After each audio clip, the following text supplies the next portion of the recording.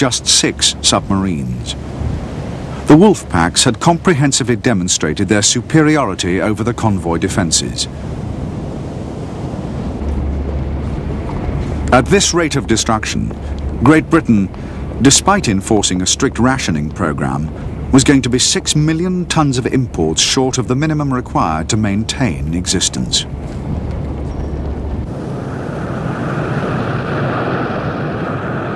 In November 1940, the U-boat's happy time finally came to an end, when fierce storms sweeping through the North Atlantic forced many to withdraw. Allied countermeasures had also begun to have an effect. Convoys had been routed further north towards Iceland, and merchant radio codes had been altered. The weather, which had driven many U-boats home, had also caused Hitler to abandon his plans to invade England, and many small warships, released from the protective screen thrown around Britain's south coast, became available as convoy escorts. By now, most of the 50 American First World War destroyers, exchanged for British bases, had arrived at western approaches. In early 1941, the U-boats once more returned to battle, refreshed and confident in the belief that victory could soon be won.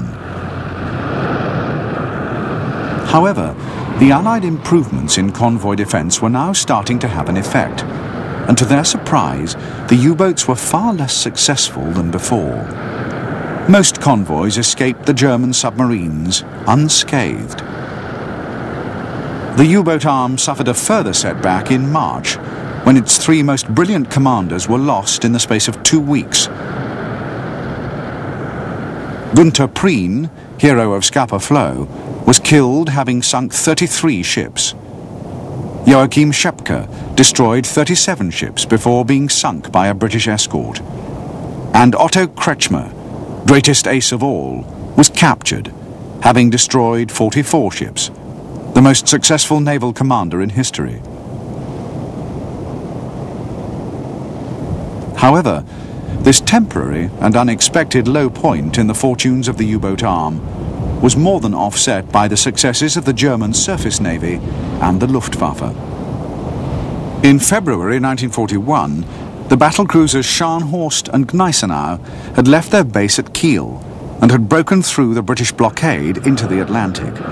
They wreaked havoc on Allied shipping, destroying 22 ships in just 6 weeks. More importantly, the warships caused widespread fear and disrupted the entire convoy system. The result was a severe drop in British imports.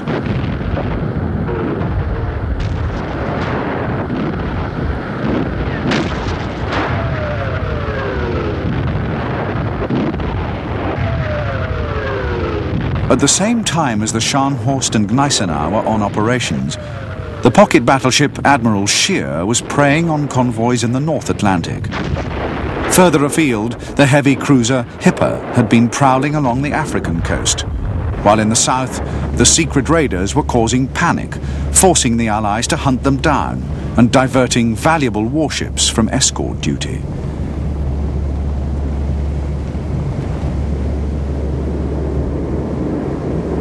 The Luftwaffe too had increased its activity in the Atlantic, and Hitler had put Group 40 under the direct operational control of the Kriegsmarine. The result was 27 merchant ships sunk by aircraft in February alone. Allied leaders were deeply concerned at the growing level of cooperation between the German Navy and Air Force. Complete disaster for the Allies was only averted by the capture of a German patrol boat with its code books intact. The Allied codebreakers could now pinpoint the positions of many U-boats. For a time, convoys could simply be diverted clear out of the way of enemy-infested waters.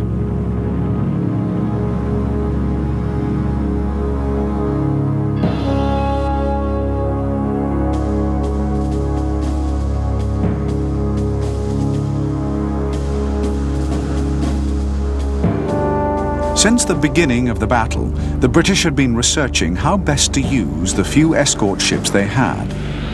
One result was the development of the escort group. The escort group was perfected by Captain John F. Walker, who was later knighted for killing 2 submarines in a single morning. The group was a formation of small warships, which, unlike the failed search and patrol groups, would operate in close consort with the convoys. Later in the battle, when there were more than enough warships, the more successful escort groups would be given complete independence and renamed support groups. These would move from convoy to convoy, protecting the merchant ships through the most dangerous stretches of ocean.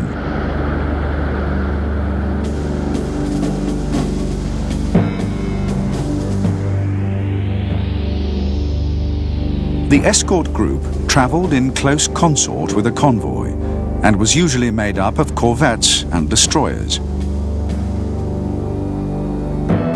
When a U-boat was detected, the group would break off from the convoy, leaving just enough permanent escorts to secure the perimeter.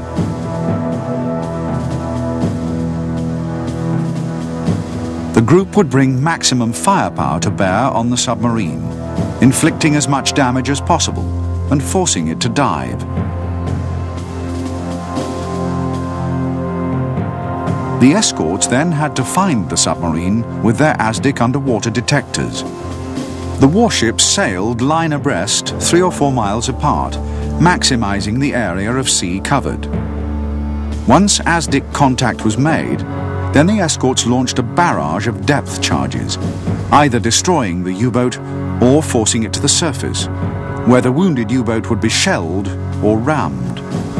No escort group would ever give up the hunt until its prey was destroyed or had clearly escaped.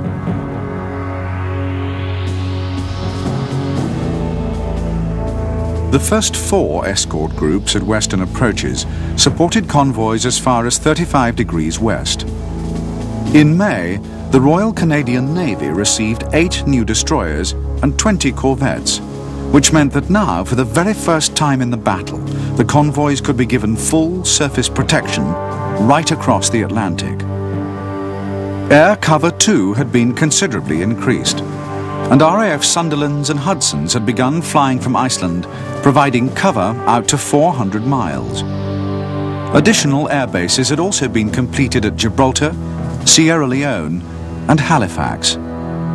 As a result of the growing strength of Allied defences in the North Atlantic, Dönitz decided to transfer the U-boats to less well-protected waters further south. While the U-boat force had struggled against ever stronger convoy defences, the German surface fleet had also faced considerable difficulties. After returning from successful tours, the Scharnhorst, Gneisenau and the Admiral Scheer were all blockaded in Kiel by the RAF and the Royal Navy. Far worse for Germany, Bismarck, the Reich's most powerful warship, was attacked by British battleships George V and Rodney and sunk off the southern coast of Ireland. She had never even seen the convoys she was meant to annihilate. By late spring 1941, the Allies had successfully contained or destroyed the bulk of the German surface navy, finally ending the threat of German warships.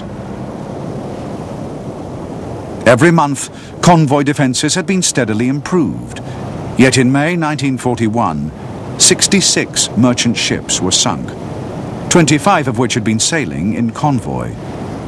The escort groups were growing ever more efficient, but as yet, there were just not enough warships to turn the tide of battle. The Allies' defence against the Wolfpack was nowhere near foolproof.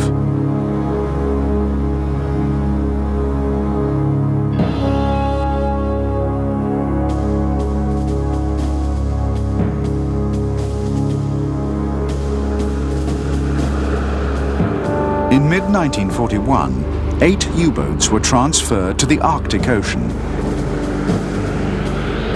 Hitler, in his war against the Soviet Union, needed to destroy supplies being sent to the Russians from the west. The transfer of submarines away from the Atlantic convoys meant a desperately needed reprieve for Great Britain. Imports rose to 1 million tons a week, well above the minimum required. The Allies consolidated their gains by